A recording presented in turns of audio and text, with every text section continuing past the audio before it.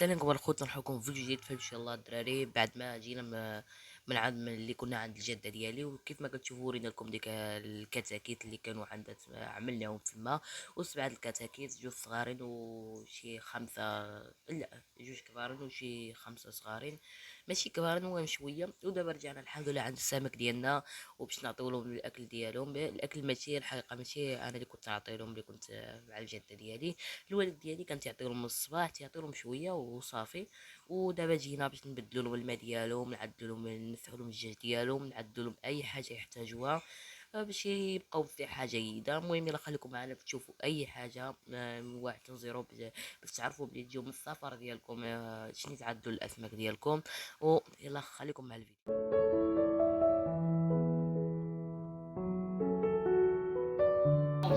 كيف كتلاحظوا ضربنا هاد الزواقه هادي، ها هي كي كتبان. ضربنا هاد الزواقه هادي ديال الجبال وديال الاوفرود، كنهربوها الاوفرود. المهم الخوت، نتوما كيف ما كتشوفوا هرقنا الرضومه الاولى، وهاد الرضومه الثانيه نخليوها باش نغسلو بها الفلتر. وكيف ما كتشوفوا معنا الماء، حنايا خاوينا 10 لتر من الحوض. بواد نكون بودينا فيها 5 لتر، وحنا خاوينا جوج بودينات فيها 10 لتر. نمسحو الزجاج حتى تشوفو تما هنايا الخز بدا يطلع فيها عاوتاني، وساعة عاوتاني نرجعو لكم.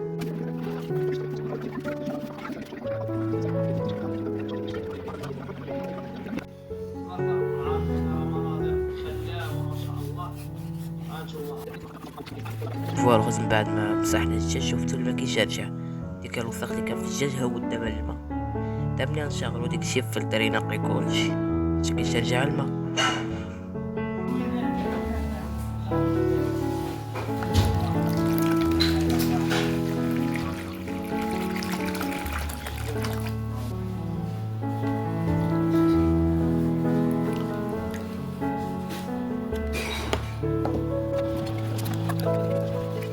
الخبز الفلتر كيفاش موسخ، تيكون موسخ مرة. ها نتوما كيف ما كتشوفوا الماء خالص. شوف شوف، انا نخلط لكم ديك الشي تاهو نتاع باش تشوف. شوف كيش موسخ.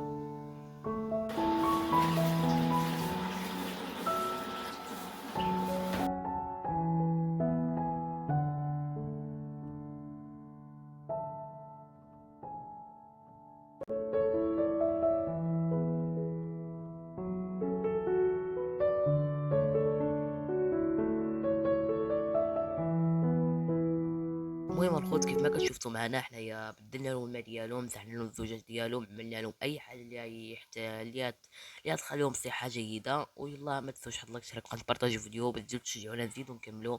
ويلا تهلاو. وشكرا على الدعم ديالكم وعلى السيبور ديالكم. شكرا من القلب، ويلا تهلاو.